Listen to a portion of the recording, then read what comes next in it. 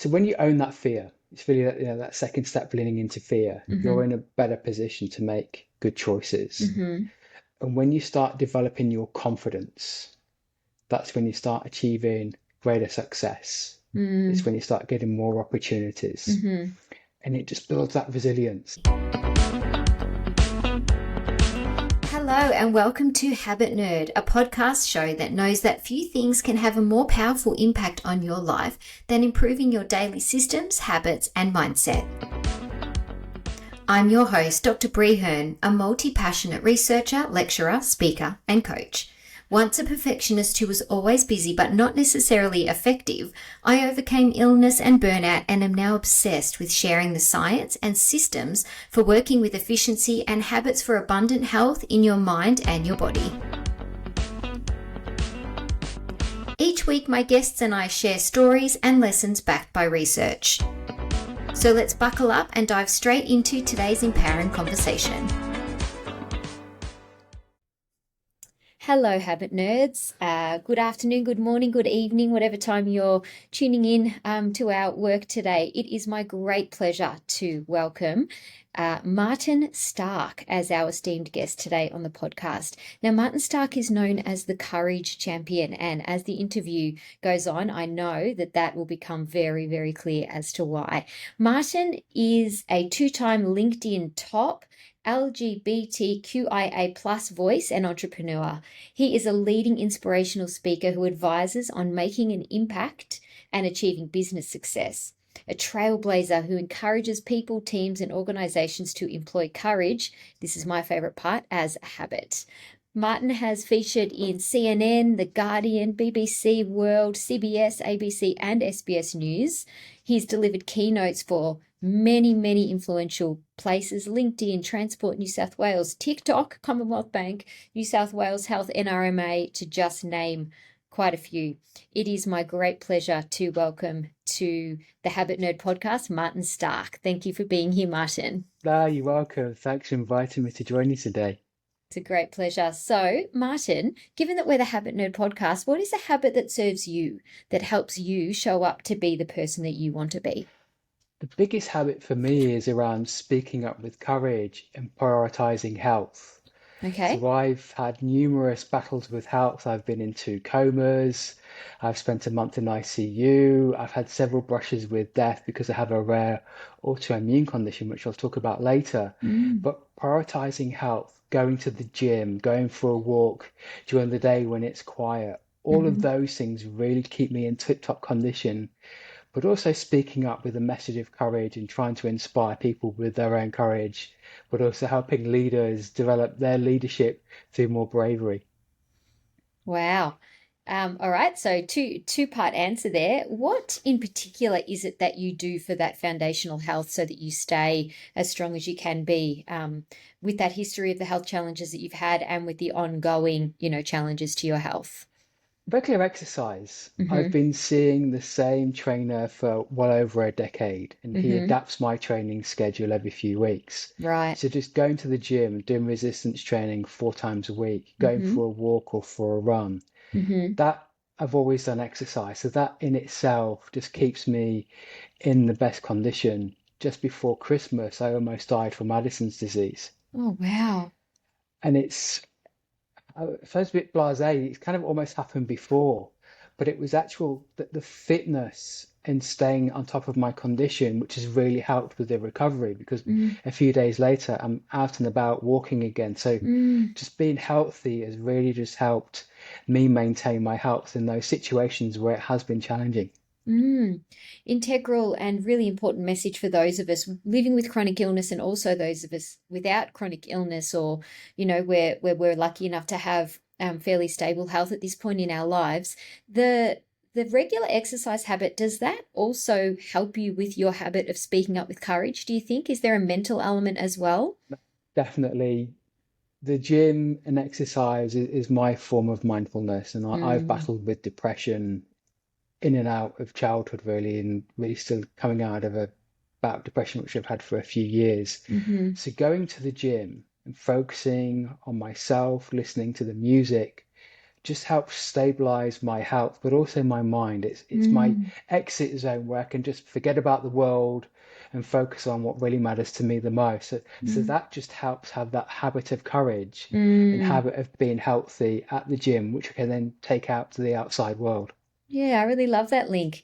Thank you, Martin. I mean, people talk about the benefits of exercise as being, really wide and far reaching, but I'd never actually considered it as being, something that helps you be courageous and be brave and be able to show up, to the mental health challenges that you face. Do you find sometimes it's tricky to get there and then afterwards you feel much better?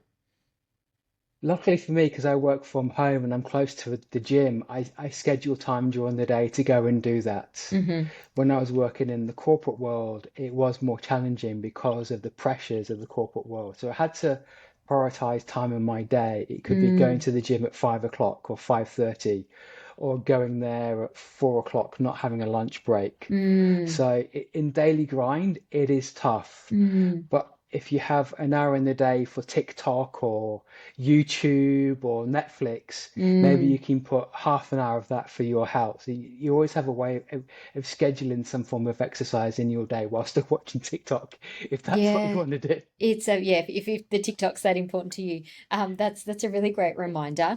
And you've sort of crossed over into the second question that I always ask, which is, what is the system that you have in place to make sure that you can maintain that habit? So you've just said that, first of all, and I'll just say this in a different way, that you've removed the barrier that some people have around getting to the gym, for example, of distance and of time. You've obviously picked a gym where you feel it's close enough to home that it doesn't disrupt your workday too much. And so that's not too much of a barrier for you. Also, one of the systems I think I can infer is that you're quite comfortable in the relationship that you formed with your trainer. So there's somebody there, there's a social proximity that you're expected to be there, there's accountability and you feel safe in their hands. Is there any other systems that you have in place to make sure that that habit is maintained? So I schedule time for this, and I Mm-hmm. sometimes talk about different time priorities. So Mm-hmm. apart from work and just doing the basics, I see three time priorities. There's time with my husband, which I enjoy the most. Mm-hmm. There's time for me, and then there's time for other things, family, friends, other activities. Right. So what I make sure is I schedule time for me. And that Uh, includes the exercise That time for you. includes the exercise. Mm-hmm. The other thing is relationships with people who are healthy. And I'm not talking about Mm, people who go to the gym. My husband goes to the gym. The people who I connect with mm, focus on their health and well-being. So that removes kind of negative influences, negative yes. barriers. I don't smoke or drink or do drugs. Yes. So just being that's never been part of my life. That is a negative influence that I don't have in my life anyway. So just those things and just the discipline to do it. Honestly, I'm very much I'm just going to do it anyway. Mm. And that in itself becomes a habit which is hard to break rather than hard to maintain. Yeah, I think that's thank you for articulating it like that, Martin. I think that's really powerful that um I've heard certainly other experts talk about that it's harder to not go to the gym than to go to the gym once you've Yeah. established that habit and it's actually almost part of your being and part of your identity. And the other part I just want to pick up on is the part that you've said about the social group or the peer group that you see yourself as part of. And so whether your peer group go to the gym or not, if they value health and so they avoid things that are quote unquote unhealthy and do lean into things that are healthy, and that might not be resistance training at the gym, but it might be walking or it might be prioritizing hydration and nutrition and all of the things that that means to them. That helps you because, that we are social beings, aren't we? And we do align with people that we see ourselves as being like. So I think for our listeners, that Martin's, touched on some really important science around habit formation there, in that it's discipline, it is putting the reps in, it is aligning with your identity, and it is that social proximity. So being aligned with like-minded people. And I'm going to offer something out of left field, and that's Please turning into your parents when you enter a supermarket. So, tell me more. so my mum taught me well about buying the specials, buying the home Mm, brands to save your pocket. hmm. But if you avoid the unhealthy aisle, and when you buy healthy food, it takes it away. If it's not in the pantry, if It's it's not not in the in the pantry. fridge, Yeah. it makes it so much easier. So that if you have a healthy relationship food that you enjoy what you eat, Mm, you enjoy the things that you buy, and you can buy healthy food, which absolutely. is not as expensive as maybe going to the Providor or the deli all the Mm, time. mm, If you can make healthy buying, that is probably my biggest number one tip about health because nutrition is so important. You can't mm. out exercise a bad diet. That's right. That's right. So, I mean, your mum was well ahead of her time. I've heard it also that you should stick to the outside of the supermarket. So, the fresh produce more so than the middle sections, where is where we will find, the junk and the processed food. So, and I'm glad that you've made that distinction. And also, of course, habits compound. So you're having if you're prioritizing your health in what you're putting into your body, then what you're getting out of your body in the gym and Yeah. in other places is always going to reap the benefits of that. So yeah, really great tips, Martin. And I was actually speaking with somebody on the weekend about in a cost of living crisis, how it is disappointing that, health foods do appear more expensive and that, it is easier to buy cheaper food that is, not as nourishing for us. But it is just about putting in the time to think about what is affordable. And sometimes affordable is not just about the money. Sometimes health is more than dollars in the bank because, you can be unhealthy now, but you'll pay for it later, and you'll be paying hospital bills and paying, doctor's bills when maybe if we spent the money on good food now, we might be able to, avoid that later on if we're lucky. So, yeah, that's thank you so much, Martin. Now let's dive into a habit that you feel you might have that currently isn't aligned with the sort of person you're trying to be. At the beginning of 2024, one of my promises to myself was a low tolerance for nonsense. Right. And what I mean by that are the unhealthy, negative behaviors of others Mm, that were impacting my mental health because I was dealing with bad depression at the time. mm, And I believe just being overly generous, be a little bit too nice, right. and not always having the barriers that I would have had when I wasn't in depression. So I just had this mantra of a low tolerance for nonsense. Mm, And there are two techniques from boxing which really served me well, especially in the era of social media. And the first one is blocking. okay. You don't need to be spending time with anybody who doesn't want the best for you, who's giving you a Mm, hard time. So mm, just blocking that out. And also walking away. right. Walking away, I spend time on LinkedIn because it's more professional platform, Mm, but I don't spend time on Facebook. I don't spend time on Instagram very much, and I've mm, never really been one for engaging with trolls. Now, right.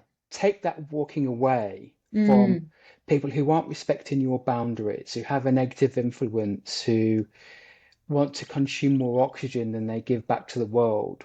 Why are mm, you allowing your happiness to be impacted by others who really don't give back? So that really served me well to just step away further, but also have those healthy boundaries which make for respectful relationships.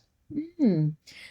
That's yeah, really insightful. Thank you, Martin. I really love that low tolerance for nonsense. So if we break open nonsense, it means nonsensical. So it doesn't make sense to you. It doesn't make Yeah. sense for you, for your health, for your well-being, for your ability to show up as the person that you want to be in the world. So I really like the analogy with the boxing there. I think, blocking, we can all do that, and in fact we should, shouldn't we? We should schedule some time, Yeah. to go through Instagram and unfollow people that, maybe aren't the most productive for us. The boundaries one is, something we all need reminders of. And walking away, we don't always have to engage, do we? No. It's just I've the visual of kind of turning my back and just walking away from it, calmly towards the sunset is a really kind of positive thought there. Yeah, I often say to my kids, you can be the juiciest peach in the world, and not everyone likes peaches. So Yeah. why would you expect to engage happily with every person on the planet? Walking away is a really productive piece of When you advice there. check in for a Qantas flight, you check in your baggage. You don't Mm. take the baggage on the plane with you. Mm. So why do we take our baggage with us when it's not needed? You pick up your luggage when you arrive, but the baggage, all of this. Why do Yeah. you really keep that with you? And also because it's heavy. And Yeah, it's also, heavy. why we don't take other people's baggage. We only take our No, own. That's yeah, another, yeah, that's a really powerful analogy. I'll think of that next time I'm at the airport and at the yeah, baggage carousel. yeah. Yeah, that's really great. Thank you, Martin. Now let's talk more about your particular expertise as the courage champion. I want to hear more about your history with boxing as well, and the excellent work that you've done. So, why is the habit of choosing courage so important to you and your work? I used to have what I called part-time confidence. Unless I was achieving this impossible standard that I set myself, I was letting my happiness and confidence levels be impacted. What I didn't realize at the time is I was achieving a high standard in my professional life Mm, and I was being courageous with my health challenges. mm, And it was in a performance review when I'd got a high achiever, and the line was, I want Martin to be more courageous.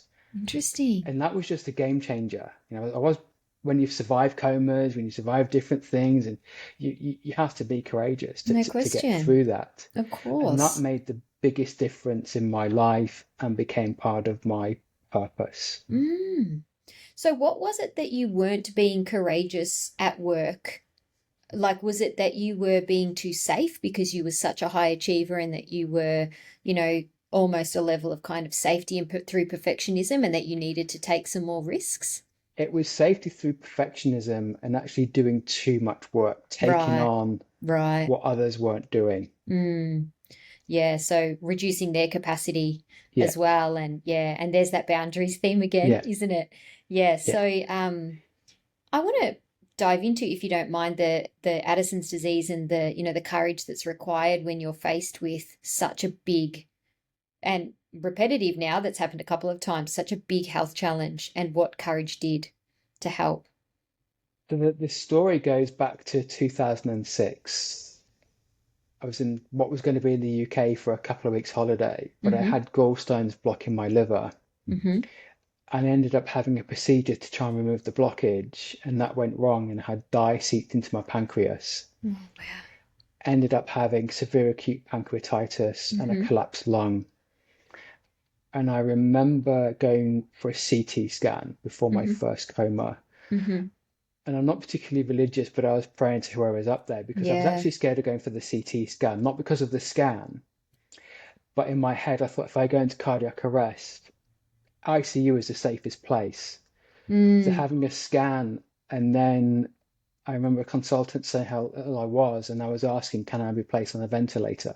Oh, wow. And not knowing would I wake up, Mm. and then in a coma for a week, recovering slightly, and then developing sepsis, which is blood Wow. poisoning. And I had the most severe form septic shock, undiagnosed Addison's disease, and then being told I needed a tracheotomy, which was always my worst fear. So Absolutely. being immobilized as the tracheotomies before then being scared of going back in a second coma Of because I had course. these terrible nightmares in my comas. Oh gosh. How traumatic. Right? And it's the courage to get through that. And then a few months later, having major surgery, not recovering, being diagnosed with Addison's disease. Mm. So what is Addison's disease? So Addison's disease is essentially my adrenal glands don't produce cortisol. Hmm. I describe it as it's similar to someone with type 1 diabetes. It's an Right. autoimmune condition. Hmm. Cortisol is your body's stress producing hormone. Yes. It's your immune, in the event of psychological, physical, or emotional stress, your cortisol levels increase. Mine don't. So Right. if you can imagine a Qantas plane flying from Sydney to New York with only an hour's worth of fuels to get to Melbourne, Right. it's going to crash. It's It's going to going to drop land. out of the It's sky. going to Yep. drop out of the sky. With Addison's disease, my body doesn't produce cortisol. Mm. And when I get sick, it can get very sick. I've had Right. 4 major surgeries, and sometimes the Addison's disease is so severe that it almost kills me. And it's happened a few times in my life, and it just happened just before Christmas. So do you have like acute bouts? that is caused by something? Yeah, usually something precipitates it. It could be gastritis, could be a virus, could be something else that usually Right. precipitates it. We're so lucky to have an excellent healthcare system in Australia. Yes. For access to specialists, access to affordable life-saving medicine. And when I go to hospital, it's straight into area being treated by doctors. And so I can't imagine living in a country where we didn't have access to that level of healthcare. Mm. Yeah, I mean it's a very, it's a lovely way to look at it that you're choosing the gratitude for our health Yeah, system rather than, the kind of anger that you could have yeah. about, having such a chronic and frightening condition.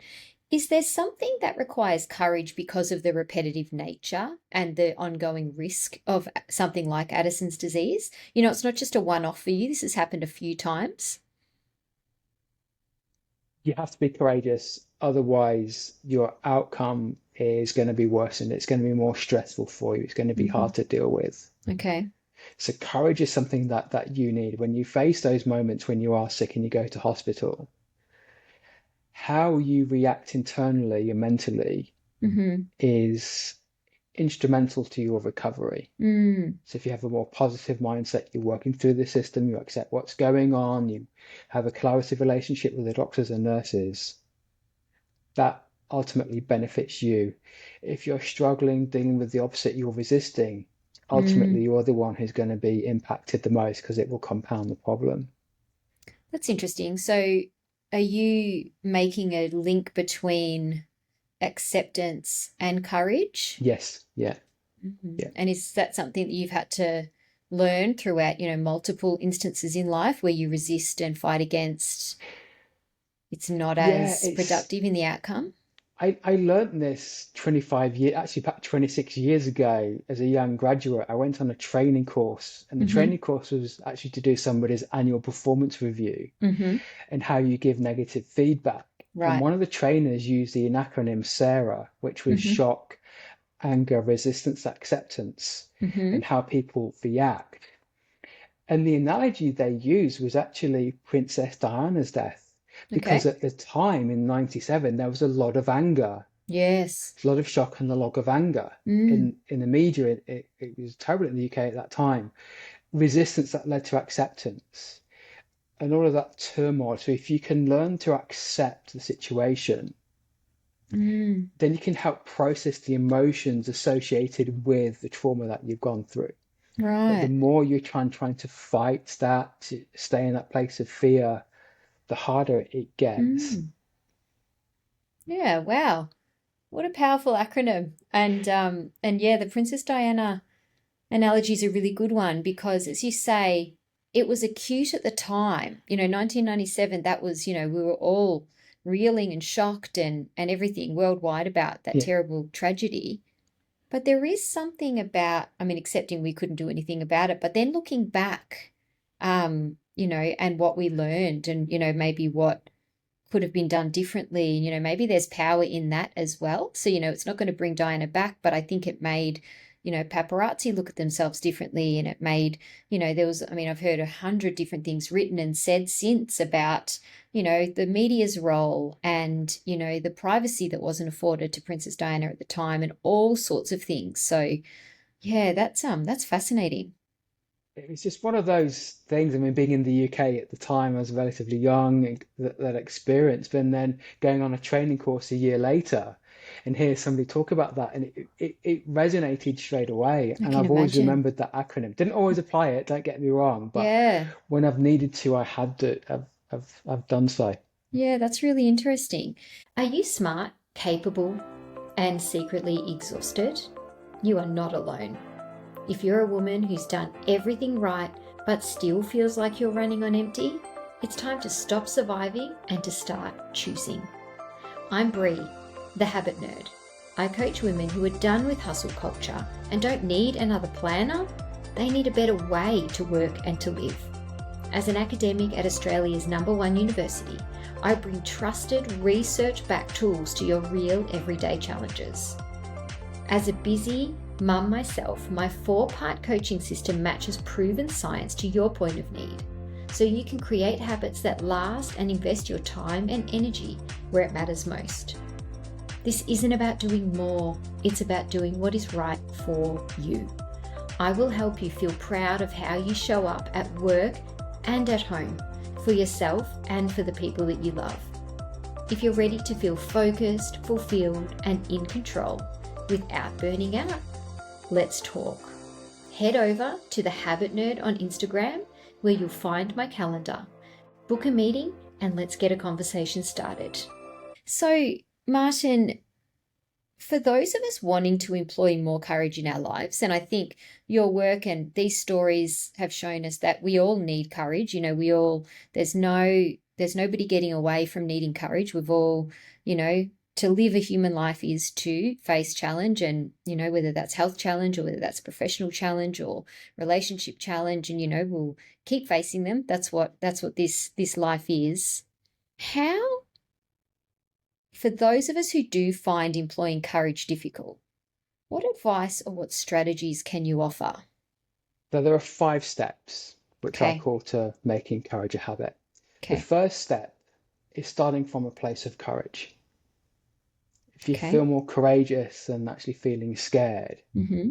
you're in a stronger position already. Okay. See the difference between your first driving lesson and your 5th driving lesson. Mm-hmm. You have progressed. And when you're behind the steering wheel, you are adapting to the situation. Yes. So you're more confident in your 5th driving lesson than you were in your first one. Yes. But you've had to start from a place of courage to progress through the different driving lessons to then pass your test. So that's the first step. Right. So you have to have a level of courage to even get in the car in the You first have to, yeah. place. Yes. Yeah. Okay. Yeah. Yes. I find that the listeners who know me, my family members who might be listening, will be laughing at that. It took me a lot more than 5 lessons to become confident in my particular driving journey. But I appreciate the analogy. And it also, I think also I've heard it said that you can't learn to drive in a parked car. So you need No. to turn the ignition and turn on the accelerator to start. And then so yes, we're starting from a place of courage. Step 1, good. Step 2. Step 2 is lean into fear. Actually use fear as a source of information. So we react to fear in a certain way. Why are you feeling that way? And if you can use that to guide you in a decision-making process, that helps you. Rather than reacting to fear, you're actually taking ownership of fear. I used to go swimming at a local swimming pool that had different diving boards, and top board was a 5-meter diving platform. Mm-hmm.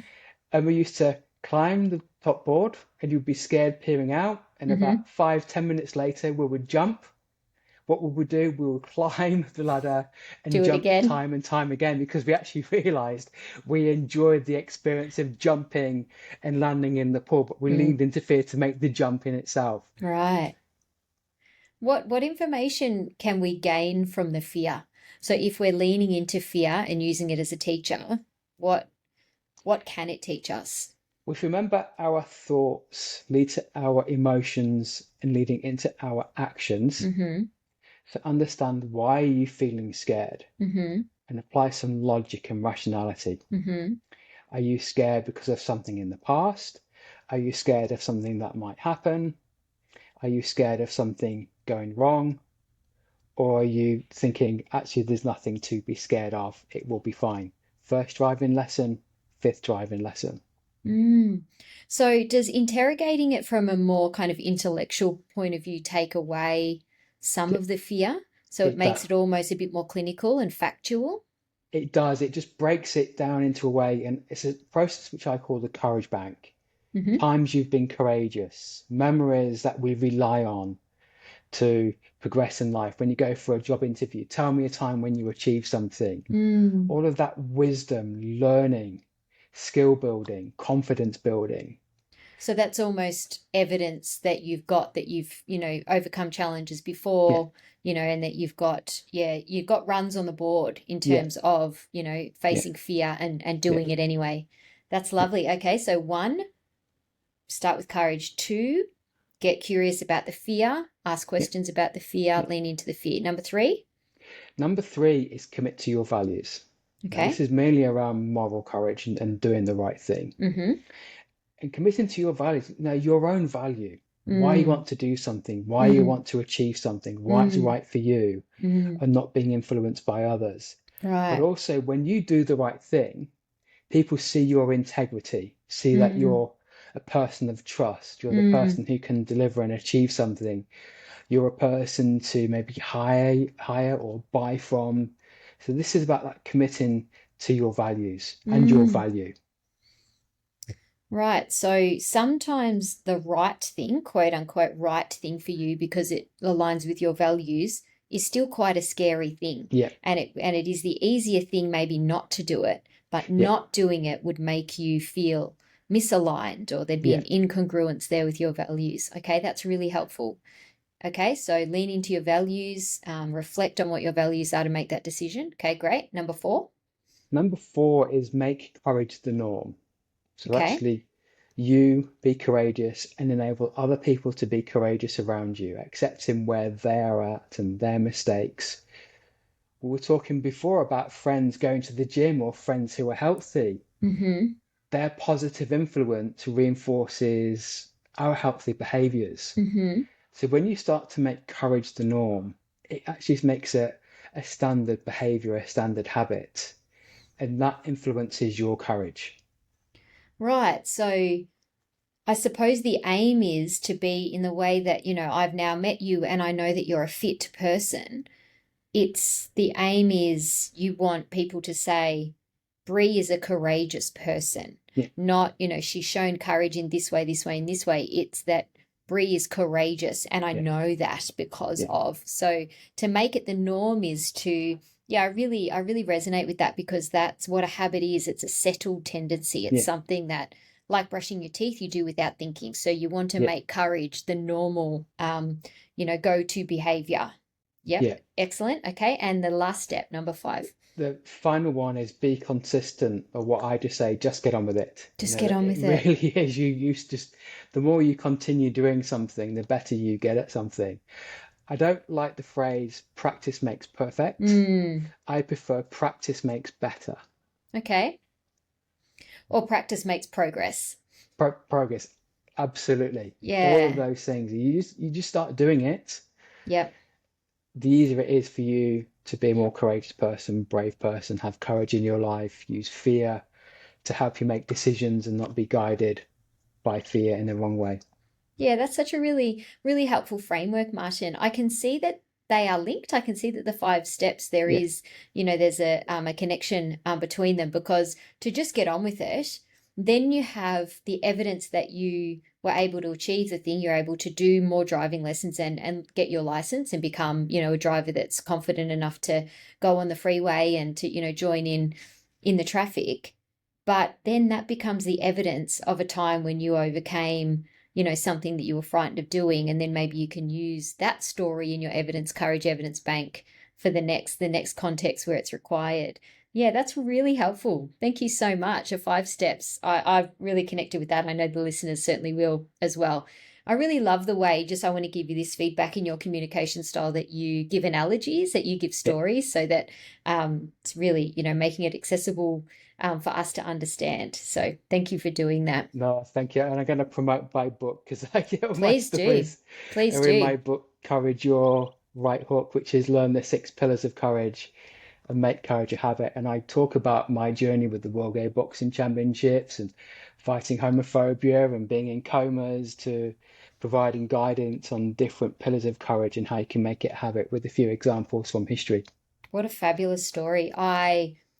I can see clear as day why you are such an in-demand keynote speaker, because your stories are just so interesting and so engaging. But obviously, we have so much to learn.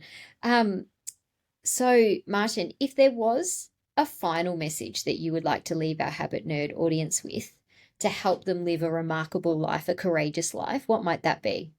It's my definition of courage, which is take ownership of fear, venturing forward with confidence and resilience. Because Say when it you again. Say it again. take Take ownership own. of fear, venturing forward with confidence and resilience. Okay. Unpack it for us.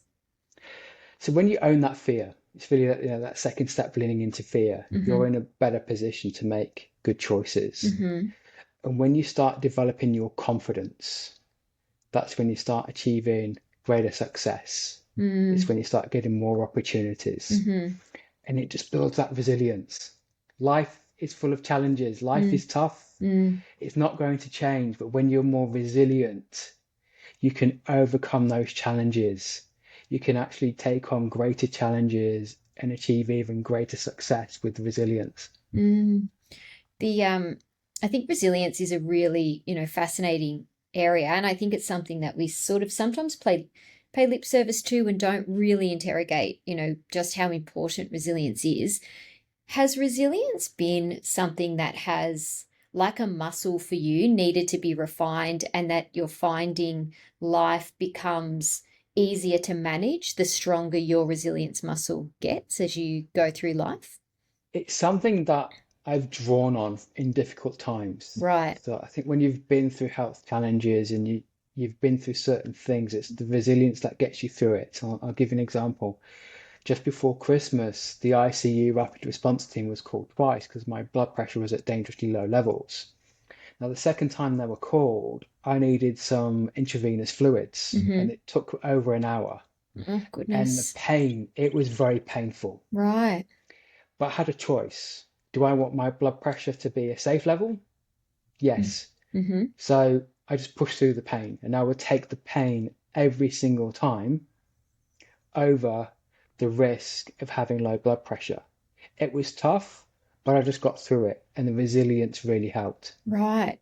So, yeah, that's a really interesting conceptualization. So it's not that you almost had, it was going to be bad either way. So you Yeah, had to lean into one aspect of it, because the more important thing in terms of your life, being able to live at that stage, was getting your blood pressure to yeah, a safer stage. So sitting with the fear, I'm sure it was terribly unpleasant, as you've said, but you knew that that would pass, with some yeah, intervention, and that you'd be alive and able to face the next challenge.